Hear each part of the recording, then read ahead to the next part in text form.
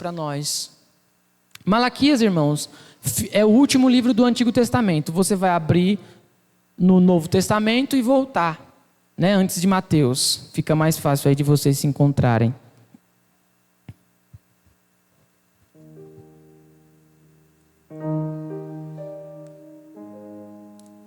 Diz o seguinte, verso 6. Porque eu, o Senhor, não mudo, por isso vós, ó filhos de Jacó, não sois consumidos. Desde os dias dos vossos pais, vos desviastes dos meus estatutos e não os guardastes. Tornais para mim, e eu tornarei para vós, diz o Senhor dos exércitos. Mas vós dizeis, em que havemos de tornar? Roubará o homem a Deus? Todavia vós me roubais e me disseis, em que te roubamos? Nos dízimos e nas ofertas. Com maldição sois amaldiçoados, porque a mim me roubais, a vós, a nação toda. Trazei todos os dízimos à casa do tesouro, para que haja mantimento na minha casa. E provai-me nisso, diz o Senhor dos exércitos, se eu não vos abrir as janelas dos céus e não derramar sobre vós bênçãos sem medidas.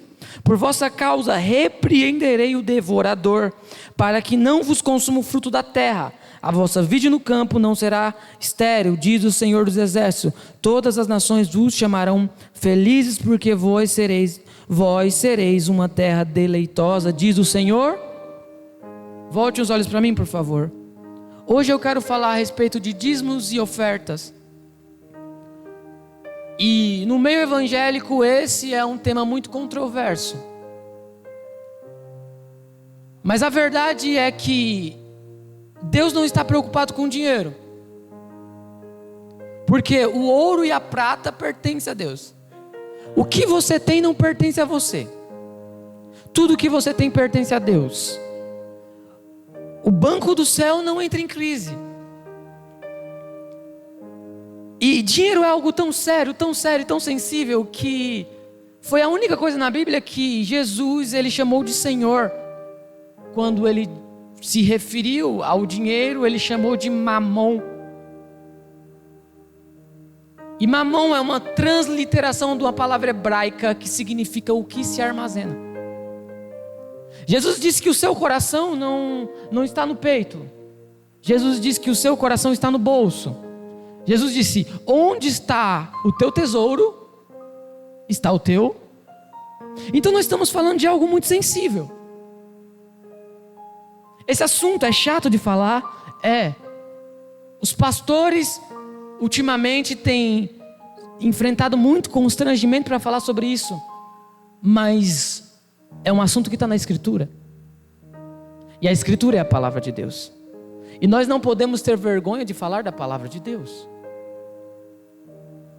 Agora, antes de Deus conclamar o povo para trazer o dízimo, que foi o texto que nós lemos, Deus conclama o povo no verso 7 para trazer o coração. Porque diz o seguinte, tornai-vos a mim. Então não faz sentido, irmãos, nós depositarmos o nosso dinheiro e nós não depositarmos o nosso coração. Antes do dinheiro vir, quem vem primeiro? O coração. E eu quero tirar algumas lições para nós sobre a respeito de dízimo.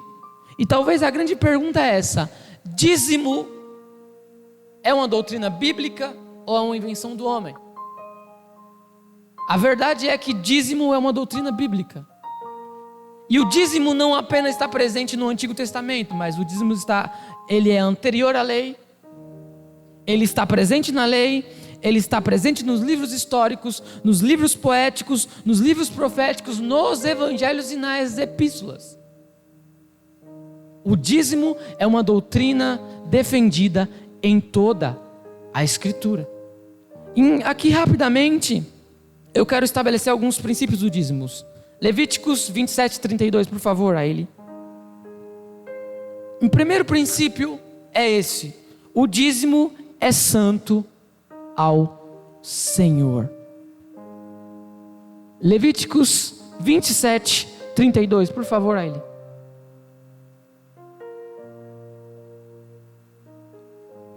Diz o seguinte: quanto a todo o dízimo do gado, do rebanho, de tudo que passar debaixo da vara, esses dízimos será santo ao Senhor. O que isso significa? Que o dízimo não é seu, não é meu. A palavra santo significa o quê? Separado, consagrado. Então o primeiro princípio é: o dízimo não é meu, o dízimo é do Senhor. O segundo princípio, eu não vou ler o texto, mas o segundo princípio é que o dízimo faz parte do culto. Isso está em Deuteronômio 12:6, eu não vou ler, mas você que quiser anotar aí, Deuteronômio 12:6.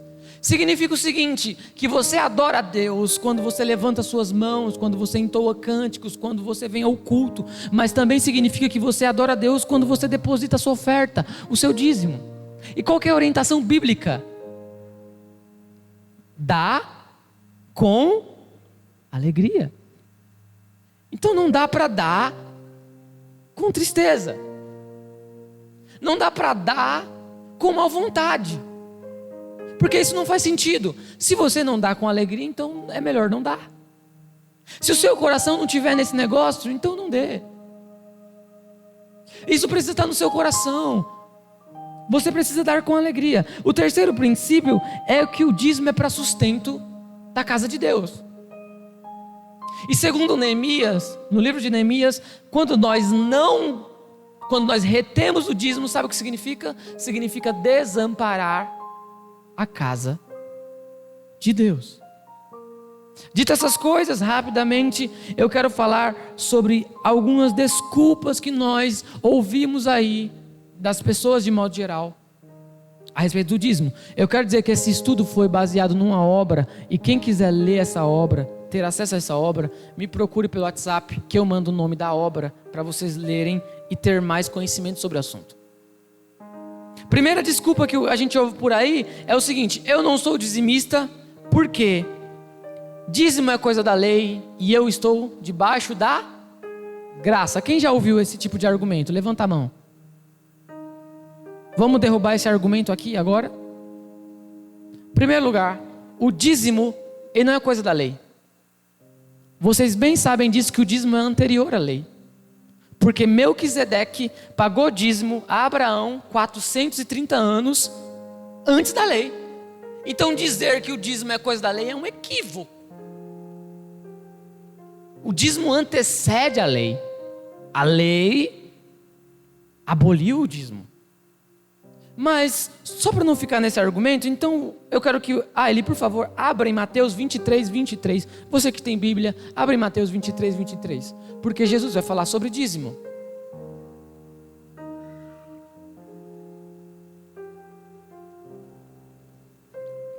Você que não achou, volte os olhos para o projetor. Olha o que Jesus está dizendo. Vou ler aqui no projetor. Ai de vós, escribas, fariseus, hipócritas, porque dais o dízimo da hortelã, do endro, do cominho, e tendes omitido o que há de mais importante na lei, a saber o quê? A justiça, a misericórdia e a fé. Estas coisas, porém, deveis fazer sem omitir aquelas. Então, vamos fazer uma hermenêutica aqui, vamos interpretar esse texto. Jesus está dizendo que os fariseus dão um dízimo de quê? Da hortelã, vamos gente, do endro e do quê? Da hortelã, do endro e do cominho. Então Jesus está dizendo o seguinte: vocês são tão religiosos a ponto de dar o dízimo das pequenas coisas, porque tudo isso é hortaliça pequena. Então Jesus está dizendo o seguinte: vocês são tão religiosos que vocês dão o dízimo das pequenas coisas. Porém, vocês omitem o que há de mais importante na lei. E o que é de mais importante? A justiça, a misericórdia e a fé. É o que está escrito. Olha o final do verso e está a chave para a gente interpretar esse texto. Porém, deveis fazer. Fazer o quê? O que vocês entendem? Essas coisas, porém, deveis fazer. Que coisas? Dar o dízimo da hortelã, do endro e do cominho, sem omitir aquelas. Quais são aquelas? a justiça, a misericórdia e a fé. Então Jesus, em Mateus 23, ele está reafirmando a doutrina do dízimo. É só você ler o texto. Vocês devem fazer essas coisas e não omitir as outras. Você precisa dar o dízimo, mas você também precisa exercer justiça, misericórdia e fé. E se nós fôssemos para as epístolas, você ia ver que, principalmente o apóstolo Paulo, ele reafirma a doutrina do dízimo. Então o dízimo não é coisa só da lei do Antigo Testamento, mas também é coisa do Novo Testamento. Segunda desculpa: eu não sou dizimista porque o dízimo é para sustento dos sacerdotes e dos levitas, e nós não temos sacerdotes e levitas. Então, o apóstolo Paulo, ao escrever suas cartas, ele não usou realmente a palavra dízimo. Não existe essa palavra nos ensinamentos de Paulo. Mas em 1 Coríntios 9, ele nos norteia o mesmo princípio usado na lei, ele coloca para a igreja. E eu quero ler com vocês rapidamente, por favor. 1 Coríntios 9. Eu vou ler na linguagem de hoje, porque eu penso que a linguagem de hoje é mais fácil de a gente entender. Olha o que ele diz em 1 Coríntios 9, 7. Linguagem de hoje. Quem já ouviu falar de algum soldado que pagou as suas próprias despesas no exército? Ou qual é o fazendeiro que não come das uvas da sua própria plantação? Ou qual é o pastor que não toma o leite do seu gado? Primeiro argumento de Paulo, ele usa a experiência humana, e ele usa uma metáfora dizendo o seguinte: o pastor, o ministro de Deus, ele é um soldado, ele é um agricultor, ele é um pastor. Ele usa essas três figuras para colocar o mesmo sistema do Antigo Testamento no Novo Testamento, aplicando para a igreja. E eu vou mais a fundo para você entender isso. Versos número 8, 9 e 10, na linguagem de hoje. Não pensem que eu me apoio somente nesses exemplos da vida diária, pois a lei diz a mesma coisa. Na lei de Moisés está escrito assim: não amarre a boca do boi quando ele estiver pisando trigo. Por acaso Deus está interessado em bois? Ou foi a nosso respeito que ele disse isto? É claro que isto está escrito em nosso favor. Tanto a pessoa que planta como a que colhem fazem o seu trabalho na esperança de receber a sua parte da colheita. Olha, era muito comum usar o boi para debulhar o trigo. E Deus, na lei, disse o seguinte: não ate a boca do boi enquanto ele estiver pisando o trigo. Ou seja, se o boi quiser comer enquanto trabalha, deixa ele comer. Aí o apóstolo Paulo vem agora em 1 Coríntios 9 e diz o seguinte: será que Deus está preocupado com o boi? Ou será que Deus está preocupado com a gente? Se até o boi, quando está trabalhando, merece comer, quanto mais as pessoas. E quanto mais o ministro de Deus. Esse é o princípio que Paulo está estabelecendo em 1 Coríntios 9. E lá em 1 Timóteo 5,17 diz o seguinte: porque eu estou defendendo aqui, eu não sei se vocês estão percebendo, o salário pastoral. O pastor precisa ganhar, de qualquer igreja, de qualquer denominação. É o que Paulo está ensinando, é o que a Bíblia diz. 1 Timóteo 5,17, está aí, Aile. 1 Timóteo 5,17. Eu quero ler esse texto.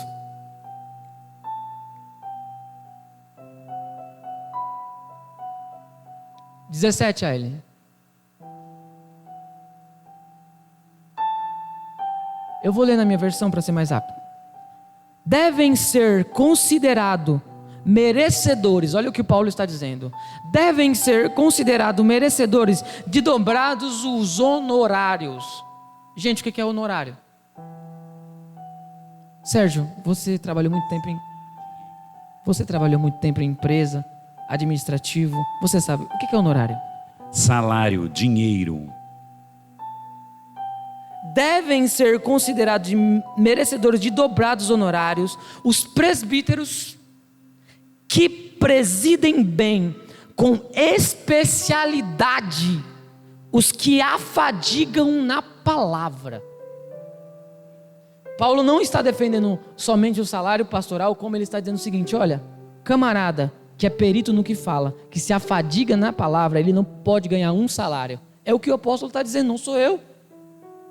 Deve ser dobrado. Ensinamento de Paulo, gente, não é meu. Agora olha o verso 18. Pois a escritura declara: não amordaces o boi quando pisa o trigo. E ainda, o trabalhador é digno do seu salário. Mas eu vou além. Eu quero voltar em 1 Coríntios 9 e eu quero ler o verso 11, 12 e 13. Eu vou ler na linguagem de hoje porque para mim é mais compreensível novamente. Veja só. Se temos semeado entre vocês semente espiritual, será demais recebermos de vocês alguma recompensa material? 12. Se os que têm direito de esperar isso de vocês, será que nós não temos muito mais direito do que eles? No entanto, nós não temos usado esse direito, pelo contrário, temos aguentado tudo para não atrapalhar o Evangelho de Cristo. 13. Certamente vocês sabem que os que trabalham no templo, é do templo que recebem os alimentos, e sabem que também os que oferecem sacrifícios no altar, recebem parte da carne dos animais que são sacrificadas ali. Paulo está usando o mesmo sistema do Antigo Testamento. E a lógica do Paulo está no verso 11. Se nós semeamos as coisas espirituais na vida de vocês, Paulo está falando para a igreja de Corinto. Se nós semeamos as coisas espirituais, será que é demais nós requerermos coisas materiais? Agora, o argumento de Paulo está no verso 13. Porque quando alguém trazia lá na lei uma oferta para Deus, lá no Antigo Testamento, falando dos judeus agora, depender do sacrifício, parte ficava no altar e era queimada, e subia a fumaça, parte ficava com o sacerdote e sua família. Então Paulo está usando o mesmo princípio do Antigo Testamento e está colocando para os obreiros. Agora, irmãos, se o ministro do Antigo Testamento, que estava sobre a lei, recebia sustento financeiro, e agora que nós estamos no tempo da graça, será que o princípio também não permanece o mesmo? Mas eu vou além. Verso de número 14, 1 Coríntios 9, 14. Veja só, linguagem de hoje. Assim o Senhor está com letra maiúscula ou minúscula? Então está falando de quem? Jesus. Assim o Senhor mandou também que aquele que anuncia o Evangelho viva do trabalho de anunciar o Evangelho. Espera aí, agora o negócio ficou mais sério. Paulo usou todos esses argumentos, falando da vida natural, falando da lei. Agora ele pega algo mais forte. Ele fala assim: assim o Senhor, Jesus. Paulo está reafirmando o que está em Mateus 10, 10, que diz: digno é o trabalhador do seu salário. Então, essa ordem não foi de qualquer pessoa. Essa ordem foi do próprio Jesus. Jesus está dizendo que aqueles que anunciam o Evangelho, que vivam do Evangelho. Sabe o que ele está dizendo? Que ministério não é bico. Vocês conhecem pastor que faz bico? Ministério não é bico. eu sou pastor, mas eu preciso fazer umas coisas ali, outras coisas acolá. Eu tenho uma empresa, eu tenho uma criação de gado, eu tenho... Não. Ministério é algo sagrado. Não merece ser dividido. O Senhor Jesus disse: aqueles que anunciam o Evangelho, que vivam do Evangelho. É um mandamento de Jesus, não é meu e não é um conselho de Paulo, mas é Jesus que está falando. Aquele que trabalha no ministério deve viver do ministério. Não vou ler isso aqui que eu separei porque não temos tempo. Terceira desculpa a respeito do dízimo. O dízimo era para sustento do templo e nós somos o templo. O dízimo não era só para sustento do templo no Antigo Testamento, mas também era para sustento dos órfãos e das viúvas. E não é isso que a igreja faz? Órfãos e viúvas, naquele tempo, eram pessoas desamparadas, porque não tinha nenhum sistema governamental que amparasse os órfãos e as viúvas. Então ser órfão e viúva era pobreza extrema naquele tempo. Hoje para nós, para a igreja de Cristo, nós devemos socorrer aqueles que são mais necessitados. E o princípio não permanece o mesmo do Antigo Testamento. Quarta desculpa: não entregar o dízimo acarreta maldições, segundo Malaquias. Jesus já levou sobre si todas as maldições. É bem verdade que Jesus levou sobre si todas as nossas maldições condenatórias. Mas as maldições de Malaquias 3 não são maldições condenatórias. Quinta desculpa: a contribuição do Novo Testamento deve ser voluntária e não imposta. Então as pessoas que usam esse argumento, usam 2 Coríntios 9:7, quando Paulo diz o seguinte: cada um contribua segundo o propósito do seu coração. E aí, irmãos, a gente tem que ser estudioso da Bíblia para entender que quando Paulo está falando em 1 Coríntios 9:7, ele não está falando de dízimo. Nesse versículo, ele está falando de oferta. Então, pegar esse texto de 2 Coríntios 9:7 e aplicar para dízimo é interpretar a escritura errado. Porque nós sabemos que Paulo está juntando uma oferta para as igrejas gentílicas da Judéia. Então, ele escreve essa carta dizendo para as igrejas: cada um contribua segundo o seu coração. É oferta, não é dízimo. Sexta desculpa: eu não sou dizimista, porque eu sou Veja, entenda uma coisa: dízimo é dívida.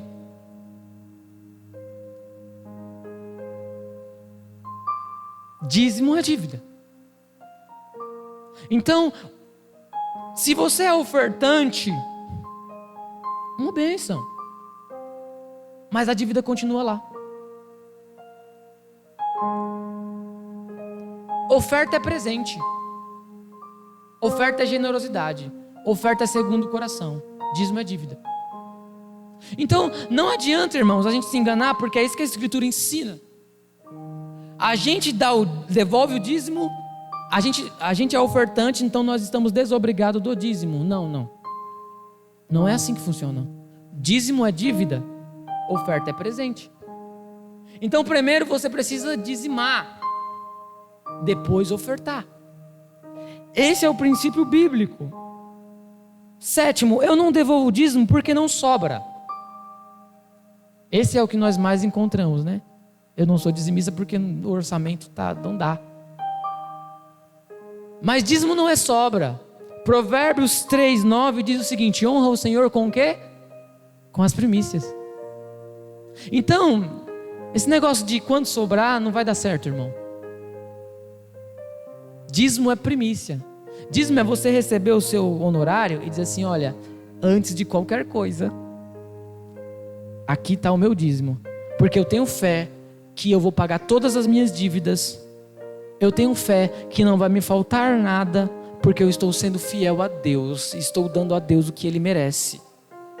É primícias. Deus não é Deus de sobra. O profeta Ageu, ele vai falar que quando nós não somos fiéis a Deus, nós ajuntamos o nosso dinheiro em um saco furado. Então, irmãos, não é muito trabalhar. Não é porque você tem muitos empreendimentos. Não é porque você acorda 5 da manhã, dorme meia-noite. Não é porque você dirige para cá, para lá, você levanta, faz que você é abençoado, não. É quando você é fiel.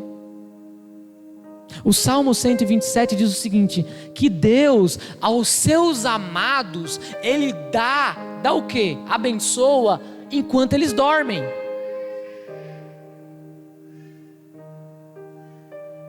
Então a receita de ser abençoado é ser fiel. Claro que você precisa de esforço, de esmero, acordar cedo, correr atrás, precisa estudar se for necessário. Mas o que vai fazer você ser abençoado é obediência. É obedecer. 8ª desculpa: eu não sou dizimista porque não sinto no coração. E deixa eu te dizer algo. Crente não vive pelo que sente. Crente vive pelo quê? Pela fé. Porque se a gente viver pelo que a gente sente, a gente não vem para a igreja. Então esse negócio eu não sinto no meu coração. Eu também não sinto. Mas tem que honrar. Porque dinheiro é algo sensível. É complicado, irmão, mexer no bolso. É complicado você pegar um dinheiro e entregar. Dinheiro que você ralou, trabalhou. Mas se isso fosse uma besteira, não estaria na Escritura. A frase que todo mundo quer ouvir é esta: nós crentes estamos desobrigados de dar o dízimo, devolver o dízimo. Quem é que não quer ouvir essa frase? Ninguém levanta a mão, né? Mas dízimo é um princípio estabelecido nas Escrituras. 9ª desculpa: eu não sou dizimista porque eu não concordo com a gestão administrativa da igreja. Irmãos, Deus nos constituiu como fiscais? Não. Pedro, mas eu sei, eu tenho provas que a gestão da igreja não investe na igreja. Você tem provas? Você tem certeza? Então você tem compromisso de sair dessa igreja. Mas Deus não estabeleceu a gente como os fiscais de dizer o seguinte: fulano não administra bem, fulano não faz bem. Se fulano não administra bem, não faz bem, isso aí ele vai prestar conta com Deus. Nós precisamos ser fiéis.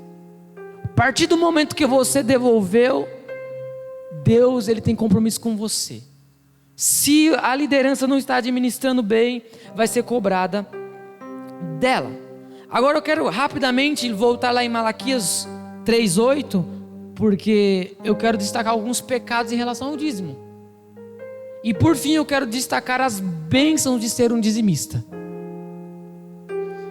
Verso 8: roubará o homem a Deus, todavia vós me roubais, e disseis: em que havemos de roubar? Nos dízimos e nas ofertas. Primeiro pecado é reter o dízimo. Irmãos, a palavra roubar aqui no hebraico, no original, significa tirar a força. O sentido desse texto no original hebraico é de quem rouba com uma pistola e com uma faca na mão.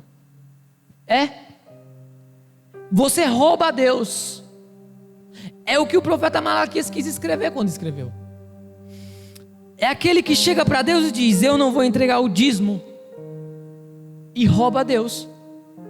Porque o dízimo não é meu, o dízimo é santo ao Senhor. Segundo pecado, a gente não pode subtrair o dízimo. Está no verso 10. Trazei todos os dízimos para onde? A casa do tesouro, para que haja mantimento em minha casa. Só até aqui. Então nós não podemos subtrair o dízimo. A palavra dízimo significa 10ª parte. Então nenhum homem, nenhuma igreja, nenhuma denominação pode dizer o seguinte: olha, o dízimo agora é 5%. Venha e entregue 5%. Ou nenhuma igreja, nenhum homem, nenhuma denominação pode dizer: o dízimo é 15%, venha e entregue 15%. Não, o dízimo é 10%. Ninguém pode subtrair. E o dízimo tem que ser entregue onde? Na casa do tesouro, que é onde? A igreja. Posso dar o dízimo para um irmão que está necessitado? Não pode. Não pode, irmão. Mas pastor Pedro, eu não posso entregar o meu dízimo para o irmão que está necessitado. Não pode. Não pode, irmão. Dízimo é entregue na casa do Senhor. Você entrega e fala assim: pastor, meu irmão ali da esquerda está passando necessidade. A igreja pode ajudar? É assim que funciona. É assim que tem que ser. É assim que a Bíblia ensina. Terceiro pecado, não pode administrar o dízimo. Eu já falei sobre isso. O dízimo é entregue na casa do Senhor. Agora, irmãos, o quarto pecado é: não pode subestimar o dízimo. Porque o verso 8 diz assim, ó: todavia vós me roubais e me disseis: em que havemos de roubar? Então, presta atenção. Deus está perguntando para o povo no verso 8: rouba o homem a Deus? Deus está perguntando para o povo. O povo responde: em que nós roubamos? Então Deus vem e diz assim: olha, vocês estão me roubando. E o povo responde para Deus: em que nós te roubamos? Então Deus faz a tréplica nos dízimos e nas ofertas. Então tem gente que pensa o seguinte: não, dízimo não tem nada a ver, dízimo é normal. Irmão, reter o dízimo é um pecado. Deus está dizendo na sua palavra: rouba o homem a Deus, todavia rouba sim nos dízimos e nas ofertas. Jesus disse o seguinte no Novo Testamento: se a vossa justiça não exceder a justiça dos fariseus, de maneira alguma vocês entrarão no reino de Deus. E os fariseus, eles davam o dízimo do quê? Do endro, do cominho e mais qual? Hortelã. Então Jesus está dizendo: se a vossa justiça não exceder a justiça desses homens, vocês não podem entrar no reino de Deus. Agora, irmão, depois de falar tudo isso, eu quero falar das bênçãos de ser um dizimista fiel. Verso 10 ainda diz assim o final: se eu não vos abrir as janelas dos céus e não derramar sobre vós bênção sem...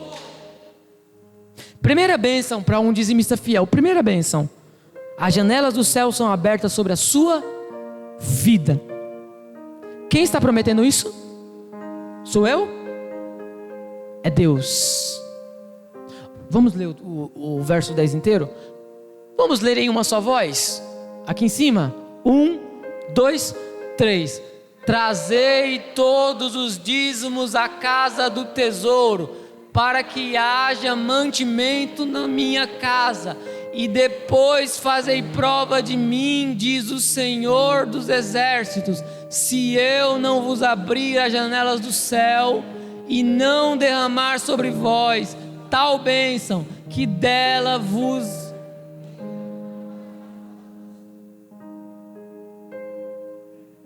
Que bênçãos são essas? É só andar de carro novo? Só ter uma casa melhor? É só ter dinheiro? Também isso vem, irmão. A escritura está cheia de homens que foram prósperos. Olhe para Abraão, Isaac, Jacó, José, olhe para Moisés. Vai se olhar para Salomão, o negócio fica grande demais, eu acho. Davi. Então, a Bíblia está cheia de homens que foram prósperos, mas o seu coração não estava na riqueza. O coração de Davi não estava no seu reino, a ponto dele dizer assim: Senhor, tira tudo de mim. Não tira a tua presença. Então o problema não é ter dinheiro no bolso. O problema é ter dinheiro aqui, ó. O problema não é você ter uma conta no banco com dinheiro, não. O problema é o dinheiro está aqui. O problema é você ser escravo de Mamon. Então essas bênçãos não são só financeiras, irmãos. É saúde. É você ter os seus filhos ao redor da mesa. É você ser guardado por Deus, irmãos. Nós não vimos isso, mas todas as vezes que nós saímos de carro, de moto, Deus nos livra. Quantas pessoas saem e não voltam? Deus lhe dá livramentos que você não enxerga. O anjo do Senhor está ao seu redor, te guardando, te livrando do mal. Todos os dias você acorda, levanta, vai para a luta e volta e dorme em paz, porque o Senhor tem derramado prosperidade. Então as bênçãos, as janelas do céu são abertas sobre a sua vida, são derramadas sobre a sua cabeça quando você é fiel. Verso 11: por vossa causa repreendei o devorador, para que vos não consuma o fruto da terra. A vossa vida no campo não será estéril, diz o Senhor dos exércitos. Segunda coisa, o devorador é repreendido. Eu não sei qual é a sua experiência, mas às vezes a gente recebe o salário, olha assim e fala assim: meu Deus, esse mês não vai fechar não. Mês passado foi complicado, esse mês está começando agora, eu já tenho tanta coisa para pagar.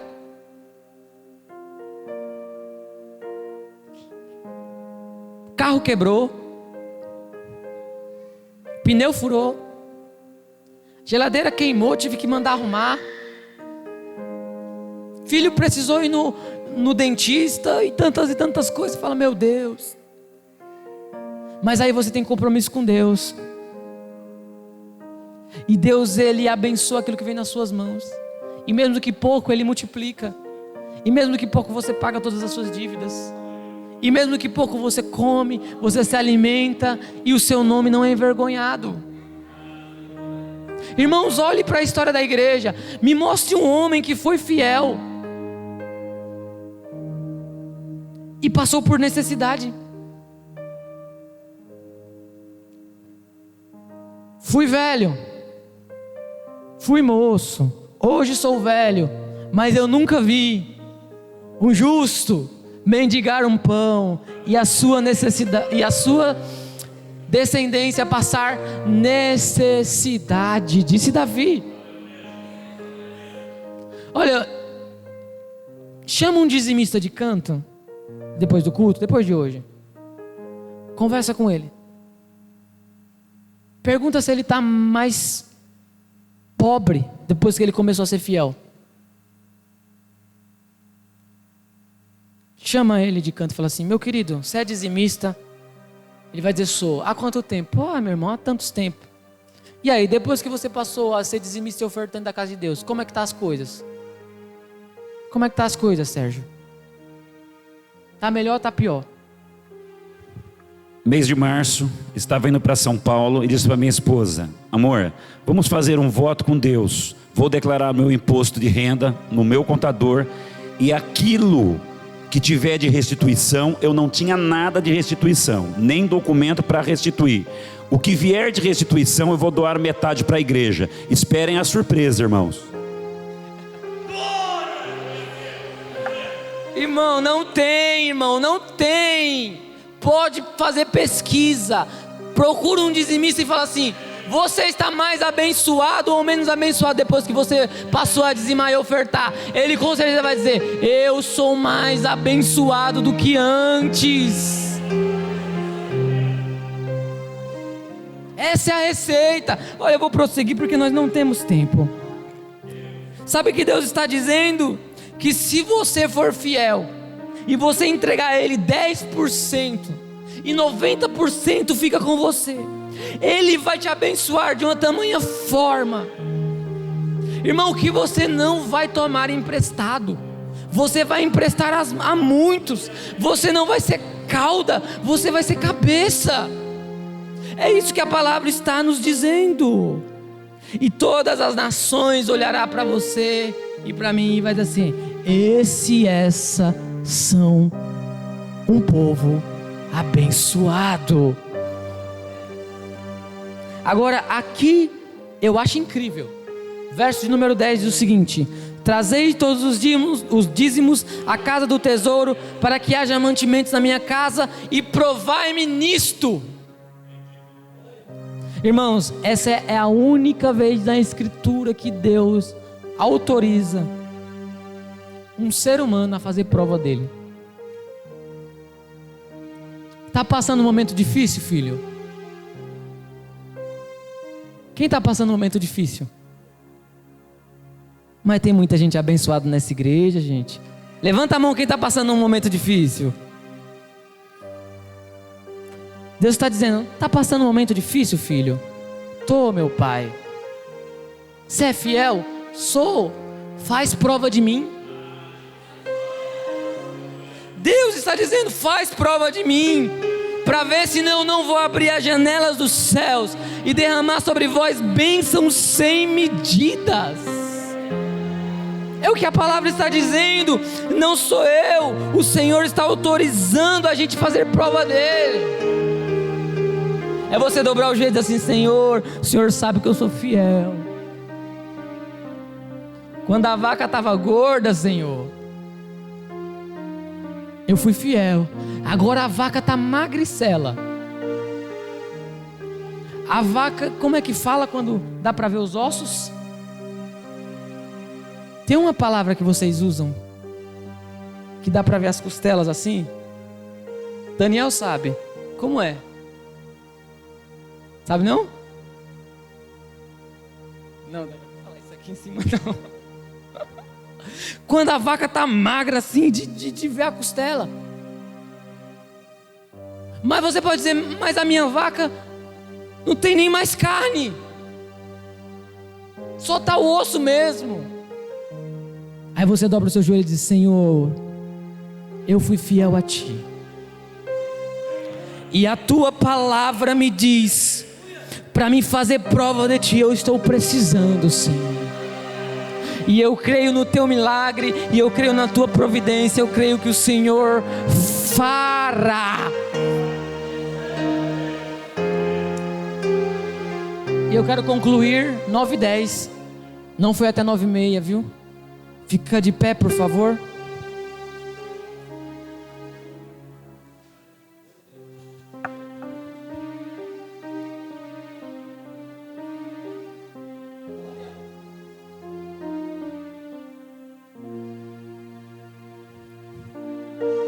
Deus é fiel.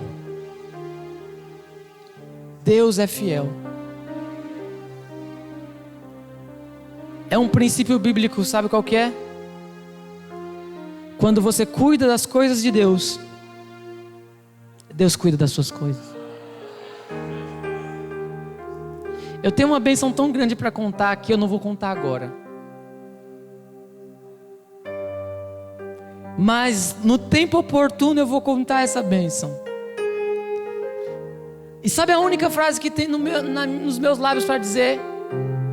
É essa: vale a pena ser fiel.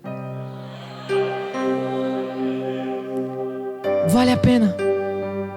Sabe, irmãos, nós não falamos de dinheiro, pastor, para nós. Quem nos conhece sabe. Eu não estou pedindo dinheiro para mim, eu não estou pedindo dinheiro para o pastor.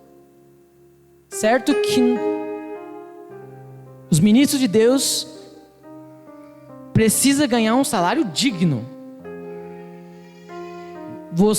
Nós como igreja precisamos honrar os nossos líderes e pagar um salário digno. Mas todos que conhecem a gente de perto sabem. E nós somos uma igreja que estamos crescendo, vocês sabem disso. Nós temos menos de um ano. Essa igreja aqui é um bebê. Mas quem vem aqui aos domingos não acredita nisso. Quem vem aqui nas segundas-feiras não acredita nisso. E nós queremos expandir mais. Enquanto houver saúde, força, vigor, vida, nós estaremos lutando. E para essa igreja crescer, irmãos, nós precisamos ser fiéis. Nós precisamos ser fiéis. E é isso que nós esperamos dessa igreja. É de nós sermos como aconteceu aqui hoje. Isso não foi combinado, irmãos.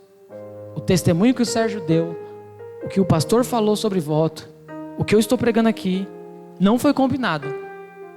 Não foi. Mas Deus impulsionou essa noite para falar sobre isso. E você contará, eu vou contar, e eu tenho certeza que você vai contar o testemunho de como vale a pena ser fiel. Eu quero orar por você. Aqueles que são dizimistas, aqueles que não são, eu vou orar por todos. Você que é dizimista, que Deus continue te abençoando. Você que não é, que Deus Ele provoque essa fé dentro de você, para que você possa ser dizimista e também ser abençoado. Curve a sua cabeça, vamos orar ao Senhor.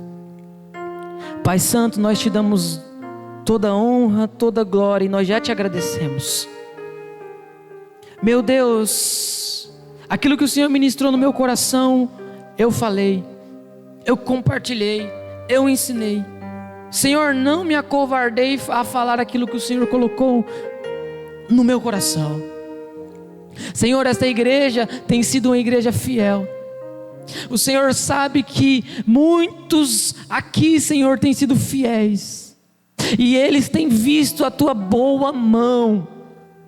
Eles têm visto, Senhor, a sua providência. Eles têm visto, Senhor, o seu cuidado diário. Não tem lhe faltado nada, mas o Senhor tem suprido a necessidade e tem dado muito mais do que eles precisam, eu tenho certeza.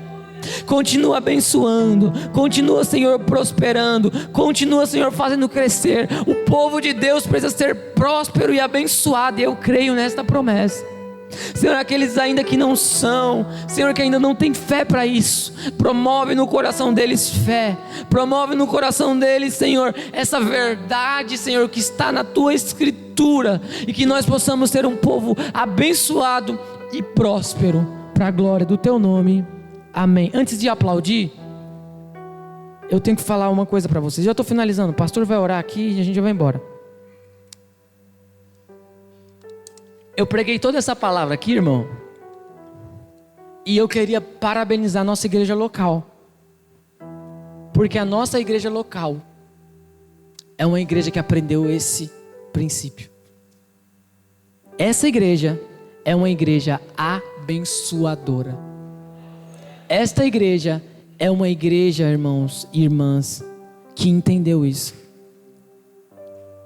e que nós possamos continuar assim, para que o reino de Deus cresça e avance. Amém? Aplauda o nome do Senhor.